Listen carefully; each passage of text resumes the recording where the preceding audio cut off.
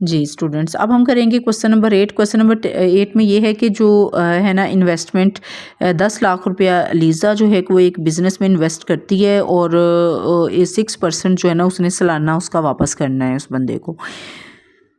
तो अब ये है कि हमने जो हमारे पास इसमें SN दी गई है स्टेटमेंट, वो हमारे पास ये है, ठीक है। Let SN be the given statement. SN ये आगे n इज इक्वल टू 1 हम लेते हैं, क्योंकि आपको पता है मैथमेटिकल इंडक्शन के जो हैं हमारे पास कंडीशंस 3 है, तीनों को हमने सेटिस्फाई करना होता है। फर्स्ट जो होती है बेस केस उसको कहते हैं, और उसमें हमने n इज इक्वल टू 1 लेना होता है। n इज इक्वल टू 1 लेकर ये हमारे पास आ गया बेस केस इज सेटिस्फाई। अब इंडक्शन हाइपोथेसिस के लिए हमने n is equal to k लेना है, और k बिलोंग करता है n से।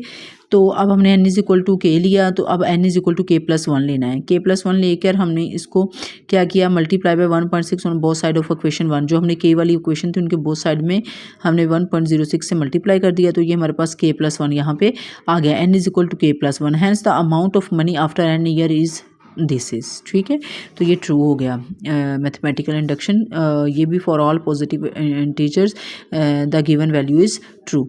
अब हमारे पास है a bank offers an investment with an annual interest rate R if p rupees are invested the amount after the N year is given. ये हमारे पास एस ऑफ एन है। Prove that at the induction formula hold for all N greater than और equal to 0।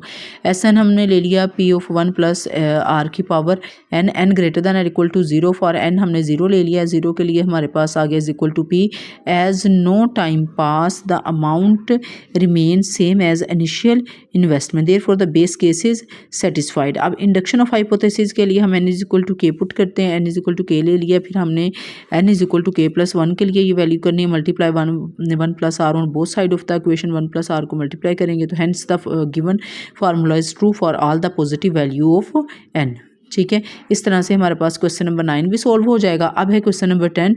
Question number 10 क्या है,